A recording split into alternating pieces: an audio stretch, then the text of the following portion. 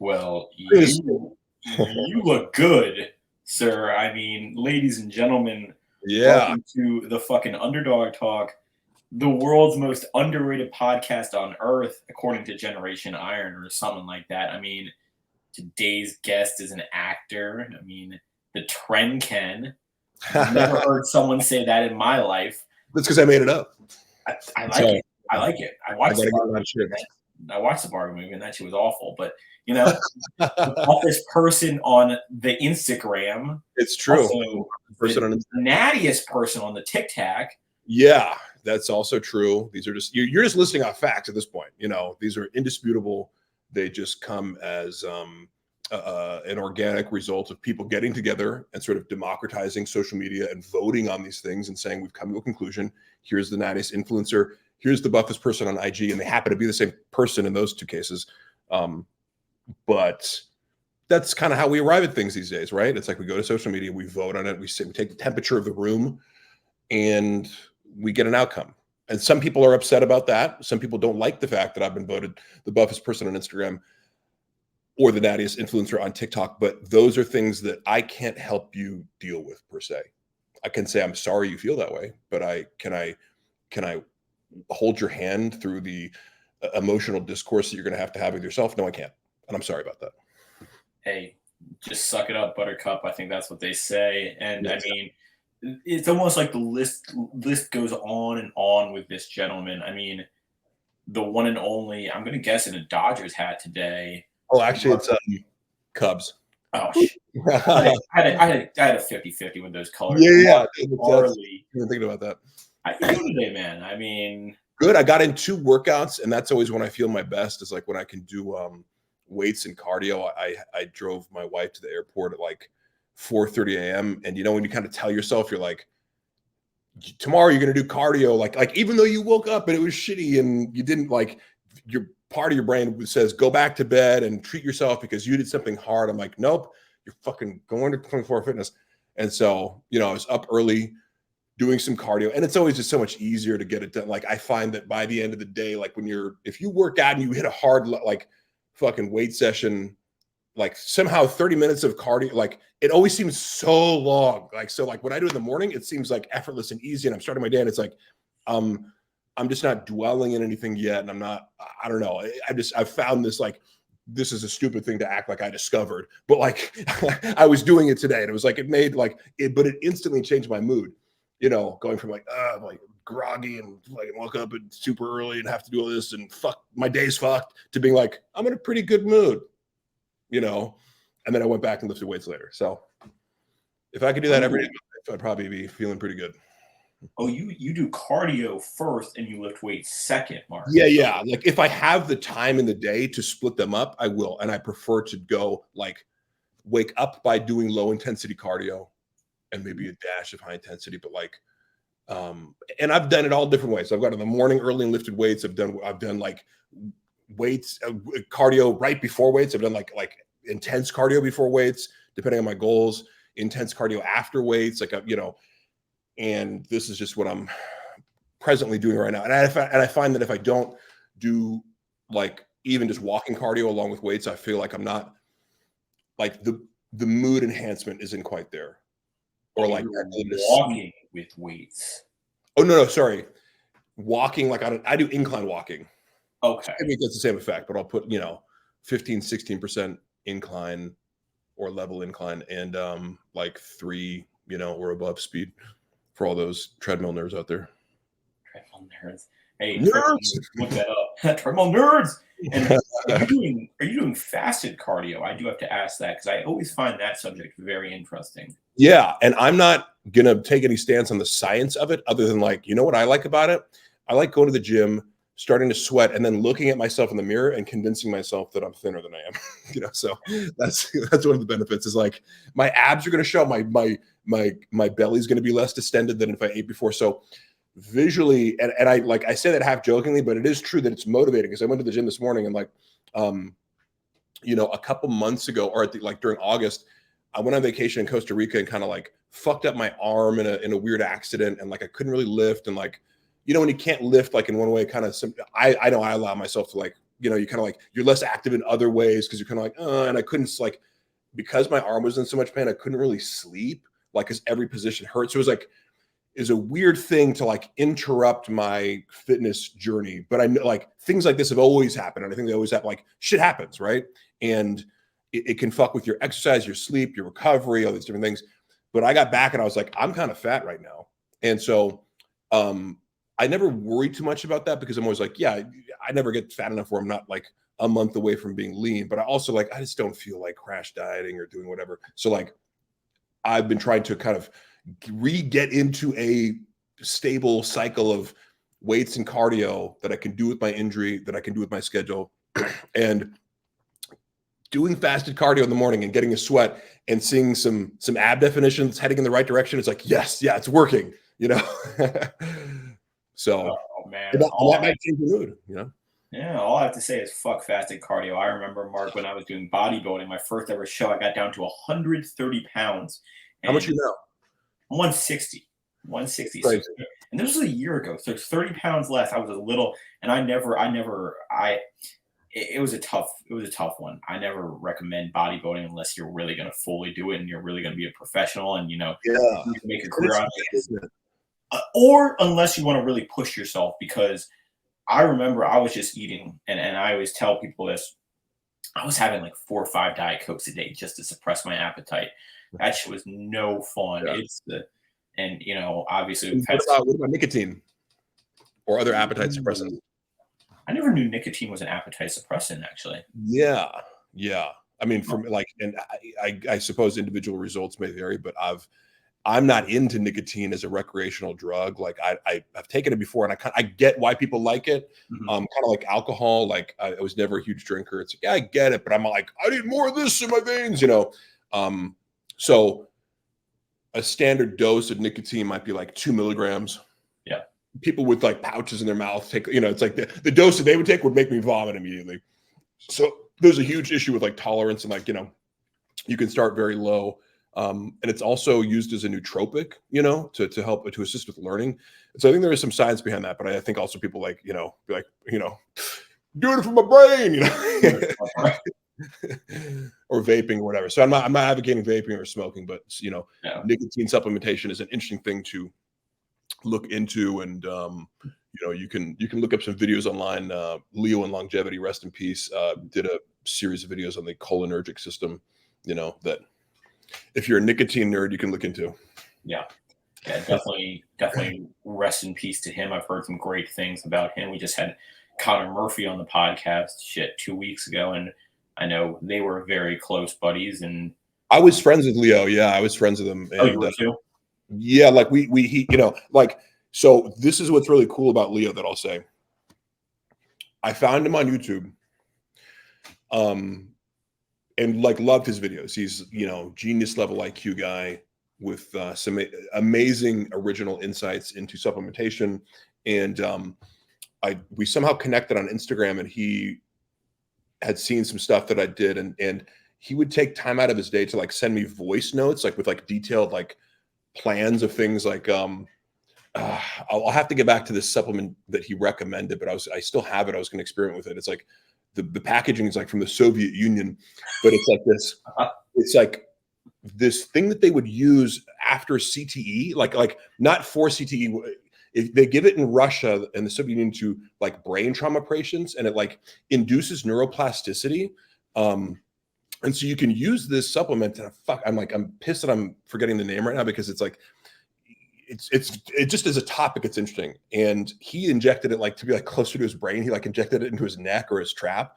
And Vigorous Steve, you know, another counterpart of his, and a guy who I consider a friend too, was like, you don't have to do all that. Like, I don't think there's, you know, enough reason to inject it into your neck. But like, it's, yeah, like you can, if you're looking to rewire your brain to be less anxious or do like, there's certain specific purposes of it. But like, I thought it was very interesting that they used this particular substance for people who had just had head injuries, you know, because like it's somehow it's protecting of your brain, or it's doing something for your brain that a lot of people would consider a positive outcome, you know. Well, the NFL needs to, you know, find that Soviet Union Yeah, supplement soon. Exactly. Well, there are some things. It's interesting because I'm like a big, like, I go on the dark web, or I just always, it's interesting to note the things that you can get in other countries that are like well documented cures for diseases here. I'm going to list a couple. One of them would be that. Another one would be I had a cat that had a false pregnancy, but her like mammary gland swole up. And the way that you reverse that is a progesterone blocker that's only available in like Bulgaria. Like, or I'm not saying only available in Bulgaria, but it's like, the FDA doesn't allow it here. And then you go online and you're like, oh, I could get it if I ordered it, from Bulgaria, and I'd get here in 3 weeks. And then there's like another cat thing that's not available here.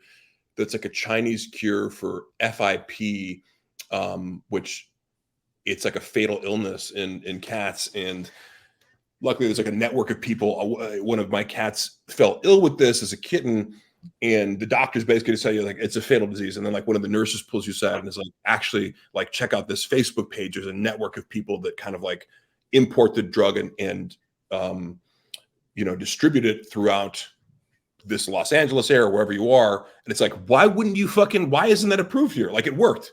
My cat was cured of a fatal disease. Like, she was given a week to live, and then we literally had to inject her with this thing like for 80 nights in a row. We gave her like this painful injection. I felt so bad because we'd be like giving her a treat at the same time and like grab her neck and inject her, and she'd be all pissed about it, but then looking like the little tuna, Go-Gurt. So she's like,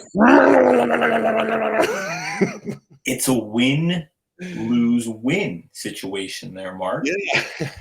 If that's even a thing, it's a win-lose-win situation. And now I do have to ask you the $1,000,000 question, because I don't think there's too many people out there making as funny skits as you are making out there. I mean, the skits you're making are absolutely fucking hilarious. I mean, I'm on TikTok just watching them, on Instagram Reels just dying at some of them. And I mean, I get it because I'm a gym guy and I love the gym humor. Do you have a what's the word?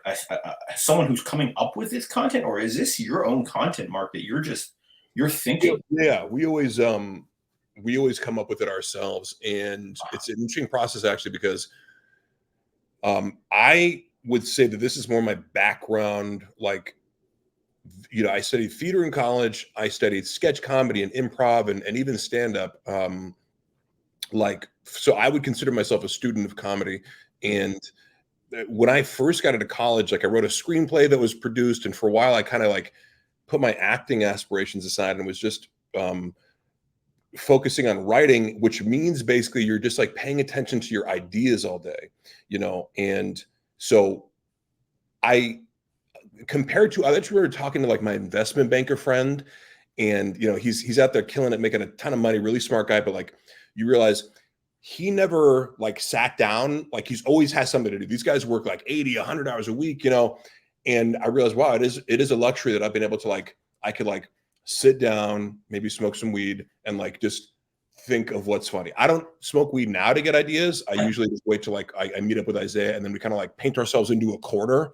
But it's also a different process, because when I first started doing sketch comedy in Los Angeles, a little over 10 years ago, with a troupe of like sketch comedians, we'd have like the writers write it. There was like professional directors and writers and like really talented people, but like the process was long, because like they'd write it and then rewrite it and then have auditions and then like assign a director and a producer, and then you'd shoot it, and then like the editor would take. So like there's all these baton handoffs, and you're potentially being grouped up with different people each time. So like just the fact that it's like me, Isaiah, one of the few girls that we work with, and the DP kind of director, Nap Hill, who's super talented and great to work with and works really fast. We can come to the gym with a few ideas and beat it out really quickly. And that's the element of painting yourself into a corner, where you go, like, Isaiah often will come to me and be like, I have this like premise of like a relatable thing, when you fail in front of a girl that you think is hot or whatever. And then we just basically, you ask yourself the question of, okay, what would be a funny way to start, or how quickly can you get into it? And then how crazy can you go within a minute is like the fundamental question. But you're just figuring out like, what's each little hook. We go, this goes to this, goes to this, goes to this. And then we want, you aim for a big reversal at the end that sometimes can just be absurd and go completely left field, or it can be like a reversal of the first thing that you did. But I love those short-term problem solving, endeavors. It's like the perfect size task for my brain, or like I can do it within a few hours. It's done. Like I don't ever have to think about it again. And I take on long-term endeavors too. Like I have novels that I've started and mapped out and outlined. And it's like I haven't finished them yet, but it's just certain things. Like I like to be able to fully immerse. You can immerse yourself in the world of a 1-minute sketch pretty easily. It's easier than going into the world of a novel or a full-length screenplay. And I have nothing but respect for people who are able to do that like multiple times. I dated this girl in college whose mom was a romance novel writer, and she cranks out 2 a year or maybe even more. But it's just like you're fucking, fast and fucking write and crank shit out. It's like a finished product that's going to be on the bookshelves of airports and bookstores and stuff like that. Crazy. Yeah, I don't think people understand, how hard it is to be creative. I don't think I could make those skits, and just constantly have new ideas that are forming. And you and Isaiah are like Jordan and Pippen. Shoot, you guys are better than Jordan and Pippen. I mean, you guys are the duo out there. I love Isaiah. No, it's really cool to get recognized for it too, because I'm doing it like it's just a fun little thing for me to post. But like people do, some of these get millions and millions of views, and it's really cool to get recognized for them on the street, and just like there's this connection that happens like with comedy where like the real thing that you're doing is going, I think this is funny. Do you think this is funny? So it's like I'm creating a link between our brains if we feel the same thing's funny. That's kind of how I see it. Like where you laugh at the same joke as somebody. Yeah. You're like, I like this guy because he thinks the same things are funny that I do. And I feel like that when I get to connect with people via like, oh, you've seen me, not just as an actor, but like these are lines that I come up with that we brainstorm, that we put ourselves on the spot to to come up with the best thing we can come up with in that moment, and then put it out there, and there's a lot of positive response. And also it's like this overlying thing where it's like, we don't take more than an hour to shoot any particular one of them. So, it's like a caveat, but it also, like you said a second ago, I don't know if I'd be able to do that. Well, I just have had the luxury of being able to like practice that skill of like thinking of twists or like, but when you really break down creativity, like, again, you and I, like me, there's many things I couldn't imagine like building a building, but it's like, well, you'd start with one brick or whatever. You'd start with the plan for it, and then you just do it piece by piece. To me, the things that I've gotten better at, it's like I get less stressed about the process, and I just go like, I used to freak out I'd have an audition and I'd like wait all day to do it, and like it would just take up so much mental space in my mind versus when I started booking things, it'd be like I'd get the notification on my phone, I'd go set up my camera, I'd go like just get into it as quickly as possible and like remove the stress from it, and like the stress won't interfere with the process, because a lot of people, when you're trying to be creative, it's like you basically just people who have writer's block, it's like you psych yourself out. It's not that you're not having ideas, you're telling yourself that your ideas aren't good enough before they hit the paper. So I think anybody could probably be good at this stuff when you ask yourself these basic questions of what's relatable and what's surprising once you start here. Yeah, and I like the brick by brick analogy. I think everything in life takes time, and everything from, I'm sure your first skit compared to your skit now is definitely vastly improved. Just like my first podcast compared to now has vastly improved. And everyone always asks me, how do you get all these guests? Well, you start with one guest, you get another guest, and you just build brick by brick. And I was watching a clip. I don't know what podcast you were on, Mark. I whoever's podcast, I forget the podcast. And I was watching this clip. You're talking about anxiety and depression, and you say, go work out until you throw up, and then let me know how anxious you are. I'm like, yeah, man, that's so true. And working out is like the cure to everything. You talked about, the cure for your cat and the cure for all that other stuff. I mean, it's almost like there's cures out there that we know about and we're just not using. And I love that. I love how that fits into, the vet knew, or the nurse knew there was a cure, and We know Yeah. there's a cure for it, and Yes. Yeah. And I can bring you aside and be like, hey, come here. I know the doctor's telling you to take an antidepressant, which I'm not anti-antidepressant, but I just stumbled across some new information that we both know intuitively, but it's nice to have this formalized because then you can pass it off and not feel like glib about it, because sometimes it's like, I don't want to tell a psychiatric patient, just go work out. no. As if it's like that works for me, and maybe I could still benefit from other medications in various scenarios. So like I'm not hardcore anti-medication. However, subjectively speaking, the greatest mood changes in the shortest amount of time I've ever experienced have come from intense exercise.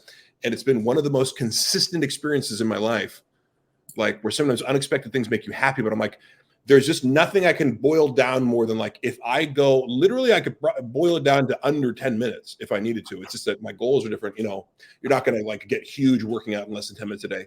I can change your mood in less than 10 minutes a day by making you run or do high intensity, Tabatas or something like that. And the information that was formalized that I was referring to before is that it's like exercise is 1.5 times as effective for combating depression and perhaps anxiety, but I'm going to say definitely depression was the study, compared to antidepressants. So we know, and this was like a meta study of every study that's ever been, like thousands and thousands of studies were looked at in order to come to this conclusion. And I like you hear about that. I come across it. I'm telling you, it's not surprising, right?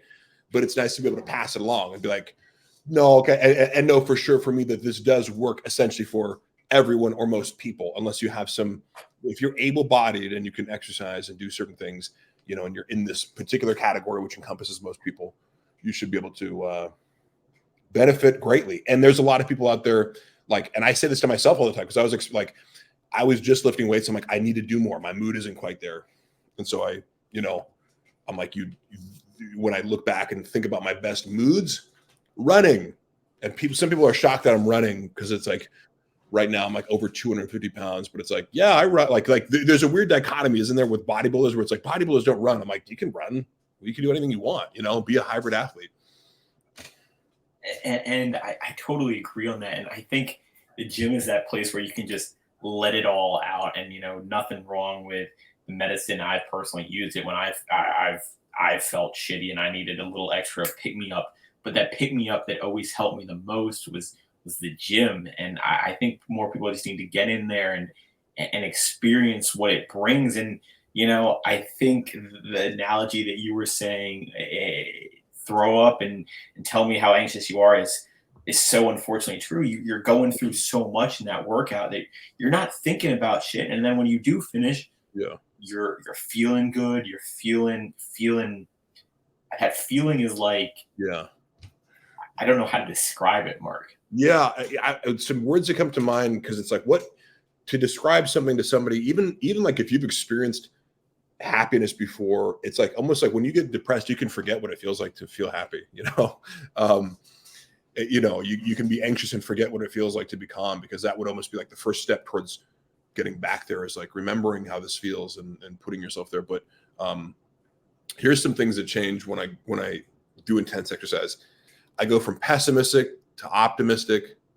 I go from not seeing like pleasure in doing things, like maybe my mind is more like, take a nap, you need rest. Like, so often counterintuitively, like this morning I was very tired, but then I felt like checking more tasks off. They're not like the most complicated things, but I'm going to walk the cats, I'm going to go to the store, I'm going to do these things that like maybe I would have put off, but I felt like in a better mood. And so that mood leads to enhanced productivity, or the feelings of, I can do this, I can check these things off my list, and kind of creates a certain momentum, because that is in itself a thing that you checked off the list. So I like having, like, exercise is the thing that I know is the checklist thing that, even if I haven't done these other checklist things that I've envisioned doing consistently, exercise is when you can get that ball rolling in the morning and check that. You're like, well, why can't I fucking check the other boxes then?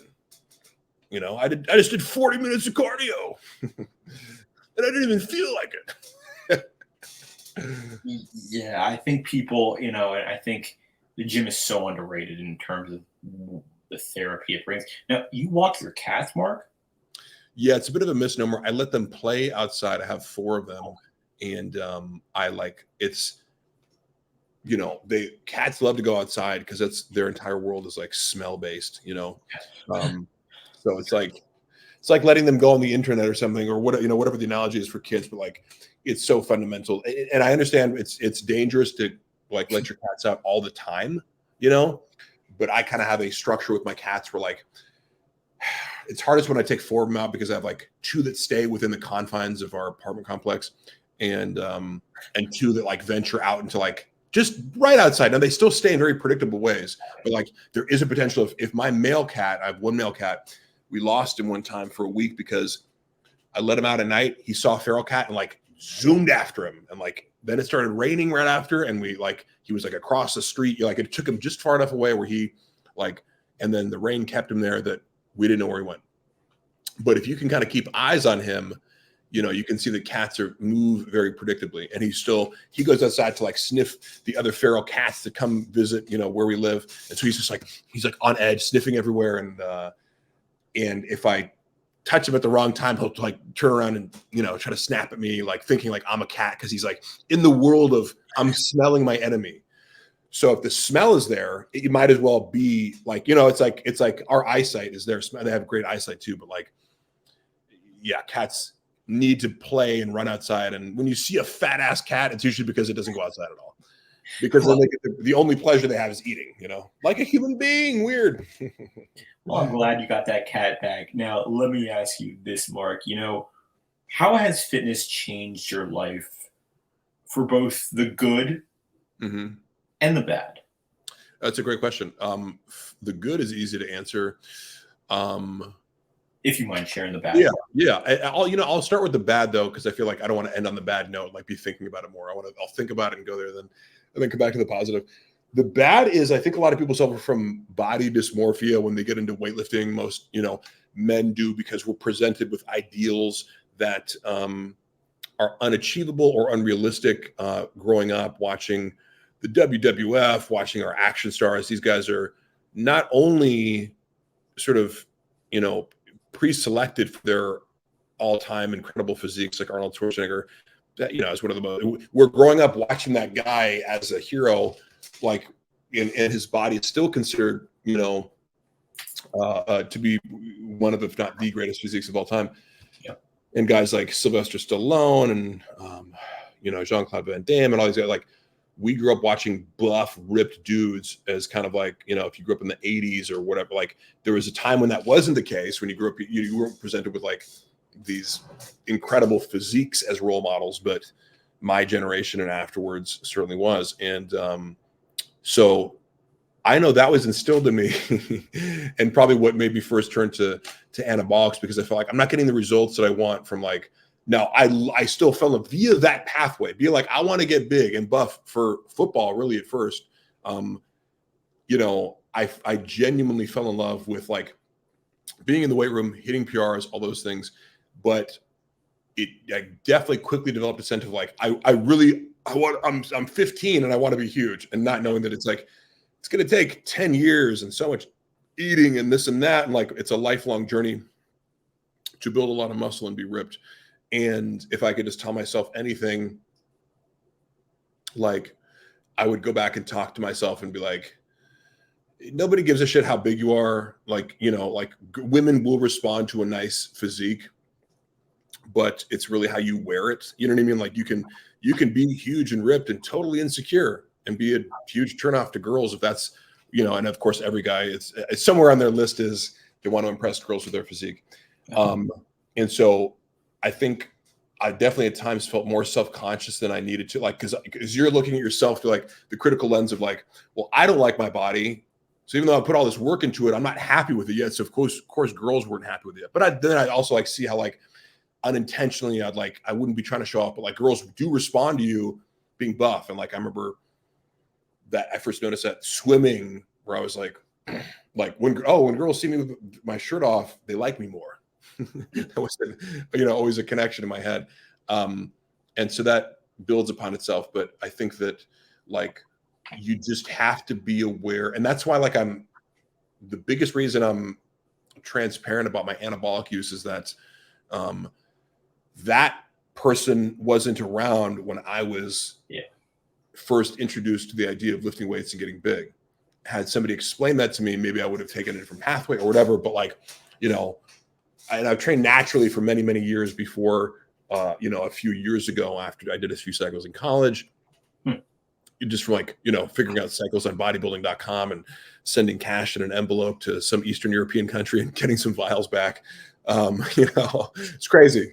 This like pre-dark web, you know, but I was always willing to like experiment on myself like that for better or for worse. And I like to be able to pass on my experiences for better and for worse to kids coming up who have a lot of questions. And I'm glad that I can be in a position to like, if I can reach a few people, a few of these kids and, you know, just tell them to wait or tell them the right things to do if they're really hell bent on trying anabolic. So, you know,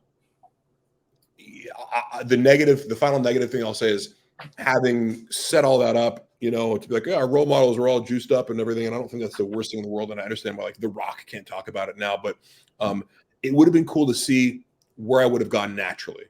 You know what I mean? It's like, because I think for a lot of people at the end of the day, like they don't realize that steroids help. They don't help that much. And especially long-term, it's like, if you want, like, so I never will know what I look like completely naturally, but I think a lot of people overestimate the degree to which like you can build an incredible natural physique. And I know some guys who I really believe are natural who have made these physiques that like guys on steroids wish they could fucking have that never will. And I've seen guys on steroids that look like absolute dog shit because they don't train hard enough or they don't have the physique or they don't do the diet or there's so many things that, like anabolics are one variable amongst many. And the idea that it's going to be this be all end all or this cure all or even something that like you should think of as a crutch. Don't think, because like the moment you start, and I've made this mistake before too, if I've done a good cycle and everything's on point, my diet, I'm like, I'll look really good. But you know, I'll also look really good on if I did that same thing without the anabolics, because I've done that before too. I've trained naturally, I've gotten ripped, like, and it's all the same exact steps. You can maybe enhance your recovery more and you're going to get better results, I guess. And some of the aesthetic differences like will depend on what compounds you take. But what most people who are looking to start steroids haven't even tried once to do like a bulk and a cut, you know? And it's like, dude, like start with that and see how amazing you can look. And I'm a big fan of Greg O'Gallagher from Kinobody, because he kind of promotes this, like, he's like, you don't need to be a bodybuilder. Like, you know what? Like the physique that you're looking for that most guys talk about is like, I want to look like Brad Pitt in Fight Club. Brad Pitt's not huge in Fight Club. He's like 160 pounds, you know, like he's just ripped as fuck, right? So like you want to have broad shoulders and be ripped basically. And that's a great aspiration to have. And most guys don't realize it's like, yeah, it's just like lift heavy a few times a week, get some low intensity cardio in, and like kill your diet, you know, like day in and day out, which doesn't mean starve yourself. It just means eat the right things. And most guys, like if you can get down, like what guy looks bad at 9% body fat, right? Yeah, like not many. If you can get your body fat to, you know, single digits, like women are going to want to fuck you. So I think that's also great simple advice that decomplicates everything, you know, because I'd intertwine those things as a teenager. It's like, oh, I think these really cool, huge, overly muscular bodybuilders are awesome. Women must like that too. And not that I ever got to that size, but then you realize it's like, oh no, women look at them and think they like, many women look at them and think they're a freak show. Yeah. Maybe women in fitness are more likely to go with really muscular guys, but like, it's not a universal thing. It's a niche, right? And so the positives of lifting are, it's given me like, sometimes like I'm not saying I'm the most confident person ever. I do, like, I have areas of confidence like everybody. But to me, the downturn in confidence that comes from not liking my body and objectively being like, I don't look good. I'm not at my best right now. Like, you know, being after vacation, like I talked about, where I go, I just had, you know, more body fat than I don't like the way I look. And that's okay. But like looking at yourself, taking your shirt off, all these things moving around in the world, it's like a different experience when when you have a different level of confidence with your body. Yeah. When you have a really high level of confidence with your body, you notice that like people are drawn to you. People look at you. It becomes normal to be looked at, you know, and there's other things that people are going to be like, anytime somebody's like, why is that person looking at you? You know, it's like, well, probably because I'm 6'3", have long gray hair and like look like a gorilla. I don't know. Like, you know, and like there's a lot to like be confused by. So I'm not even assuming anybody's looking at me because I'm attractive, but like, I don't have to assume they're looking at me because I'm disgusting looking, you know? And so I do think that just allows me to move through life a little bit easier. It allows you to be more comfortable as a man, especially like feeling like you can handle yourself. And I would recommend taking martial arts to anybody as well, but also like when you're a big guy, I think people just fuck with you less. You know what I mean? Like I don't have to use martial arts because people aren't picking fights with me, you know? And I do have, you know, some combat skills, but it's not like I'm an MMA, like, you know, but like we have this tendency to be like, big guy, I'm not going to mess with him or whatever, just in the off chance he gets the first swing off, whatever, you know, or does something to overpower us before we can use MMA skills. I think that fitness, to go back to this idea of like a mood enhancer, it's given me this awareness of like your mood is a subjective thing. So I think even had I never experienced like it, I can imagine being depressed as like I've suffered in bouts of depression throughout my life for sure. It's having known how subjective your own mood is a really important lesson to learn to like talk yourself out of being suicidal, for example, because if you think that this emotional state and mood is permanent, then it almost makes more logical sense. You're like, well, how can I go on like this? Doesn't make any sense. I'll never be happy again. And not that that's how every suicidal person thinks, but like exercise drives home the point that 10 minutes ago, I felt differently. Before I started moving my body, my brain felt different, you know, and so I've climbed myself out of depression or out of anxiety many times just from being like, get to the door, put your shoes on, get out the door, go to the gym, like walk yourself into place to make these things happen. And many gym goers will tell you they've never regretted going to the gym. I've regretted not going to the gym, but I've never regretted going to the gym. So, and I think, yeah, I think Seth Ferrase said it. A bad day at the gym is still a day at the gym. You know? Absolutely. And I give permission to people to like, when I'm giving advice, I'm like, literally go there and touch the door on the gym. Like consider that a gym visit, set the bar as low as you fucking need to, walk for 5 minutes, do whatever. Like, cause if you're doing nothing, as this is kind of analogous to like, a bad day at the gym is still a day at the gym. It's like 5 minutes of walking is still 5 more minutes of walking than you would have done had you sat your ass on the couch, which a lot of people were doing, for example, during the pandemic. My fucking God.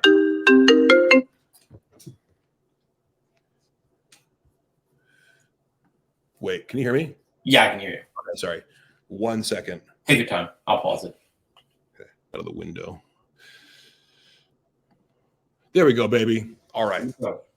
So yeah, 5 minutes at the gym is still, or 5 minutes of walking or doing any sort of movement is still more than, you would be doing had you not been doing anything. And as I said, during the pandemic, a lot of people were like, the gyms are closed. What do I do? And it's funny to hear people's ideas of like, 90 minutes of like, well, I don't have time for 90 minutes of a CrossFit class or some other bullshit where it's like, what are you talking about 90 minutes for? Or even an hour. It's like, go do 10 push-ups, set the bar as low as you need to, and then build it brick by brick from there. But I think most people can benefit who are like I mentioned writer's block before. And it's like, so you're telling me and I've been somebody who's like, oh, I'm experiencing writer's block. It's like, write a sentence. Write the worst sentence you can ever think of. Do the worst push-up. Do one push-up. Make it the worst form. Oh my God, make it so shitty. Relish in how shitty that burpee is. And then you probably do another one. Same with going to the gym. If you actually go to the gym, chances are you'll do one set or whatever. I tell people do one set of bench press. And I think just the act of going to the gym sometimes can be a mood enhancer, and it's gonna because part of the thing that you're building too, you're not just building strength, you're building an ability to go to the gym like you're building a routine, but it's like the ease in which you can, because I have had friends before that like pisses me off so much how slow they are getting to the gym or getting ready for it. And it's like because you're overthinking it. And you're like, that's your brain's way of talking you out of this by being like, oh, I got to shower and then I got to shit and then I get picked on an outfit and then my outfit's wrong. And so I put on another outfit and then I got to do this. It's like, and I think the more experienced you are, the more likely, like you and I, like I'll wear the same fucking sweaty pants I did yesterday. I'll throw them on and go. You're like, I want as little time between. I know that's gross, but like, I'm just saying that's not going to stop me. Not having clean clothes to go to the gym is not going to stop me. And I'm sorry to everybody who I've offended with my scent throughout the years because of that mindset. But it is true that I think people benefit from taking the obstacles out of, going to the gym, and that building your ability to go to the gym quickly and efficiently is also a skill. And I think the biggest takeaway I've got from what you've been saying is it's you versus you at the end of the day. It's you versus the man or woman in the mirror from the day before. If you can be better than you from the day before, then that's a win in my books, and that's a win in anyone's books that has any common sense. And I think that comparison is such. They call it the thief of joy or something like that shit. I've never been about that in the gym, which is like maybe that's a key to success. I've never really thought about it that way. All I know is like I've definitely looked at men's physiques and been envious, and been like, I want that. Like I want to look more like that. Oh man, but it takes a lot for me to be like, damn, like I really like almost to experience any sort of envy or jealousy. I don't experience that frequently looking at another guy's physique, but it's like, yeah, it's possible to be like, fuck that guy's ripped, like, oh damn, that guy's proportions are insane, and feel like inadequate in comparison to him. But as you said, like I've benefited a lot from not doing that on a consistent basis and on a much more regular basis, just going, I'm trying to get better, every day. And it's such a long, like bodybuilding as a journey is very long. And I just like, that would have been something. I do think if you're comparing yourself, even to like, it's good to want competition and want to hit PRs, stuff like that. But even that, like as a kid, you probably were more focused on this too. I don't give a shit about PR. People ask me how much I can bench. None of that really matters as far like it matters if you're a power lifter, or you're like you make a living off of that. But like, it doesn't matter what other people do. And even when it comes to powerlifting and stuff like that, it's like I watch guys and know that like I will never be as strong as this human being before. Even though it looks cool to deadlift 900 pounds, I know I'm just not built for that. And it would take my entire lifetime, to get up to this thing that like looks cool, but don't like, and I also like have back issues, for example. So like even deadlifting like as much as I can, which is like, I've gone up to like 500 for reps. Even doing that is a lot of strain on my back. And like, I have to kind of talk myself. It's like, it's okay. It's okay to not be the strongest deadlifter ever. You are where you're at, and marking improvement is always going to be more joyful than, comparing yourself, because that's never going to end. You will never run out of people to compare yourself unfavorably to. I totally agree on that. Compare yourself to the day before, people. That's what it comes down to. Now, Mark, final question for you. This is the Underdog Talk podcast, and I believe there is something about the underdog. What to you has been your biggest underdog moment in your life so far, sir? That's a good question. I would say, and this is kind of also what like has given me, I think our confidence comes from these different places, but like there's certain things where it's like you hold on to like this little rock or whatever. That's like, no matter what, nobody can take this away from me. Yeah. And I think those cumulatively like build a sense of confidence. It's not like just a general belief that you're good at stuff. It's like, well, I have evidence of it. I did this one thing this one time. And one of those things for me that was sort of formative came through sports, and it was via playing football. I'd never played football before, and I got kicked off the team when I was a freshman for like a few days, but I was like defiant of the coaches, and I'd come late to practice, and I kind of just didn't wrap my mind around like the seriousness of the endeavor of football, even if your team sucks, which we did. We were 0-10 when I was a freshman. But I went from being like kicked off the team for being defiant of the coach to like coming back, taking it seriously, being a productive member of the team and winning most improved of the freshman football team that year. And then I just kept working at it and, hit the weight room, was always doing like working on something related to like what would, propel me to be better. And of course I look back and I'm like, oh, I should have hired a coach to teach me how to play D, like all the, but it's like, all I know is I didn't stop working at it and got like player of the year for my league when I was a senior. So, and we made it to like the conference championship or the sectional championship in California, the North Coast section, and lost in the finals. But like we had a winning record, and like we went from 0-10 to to winning 7 games and going to the playoffs and almost winning the whole thing. And like California doesn't have a state championship, or it used to not. It does now, but that would like be the thing before states, right?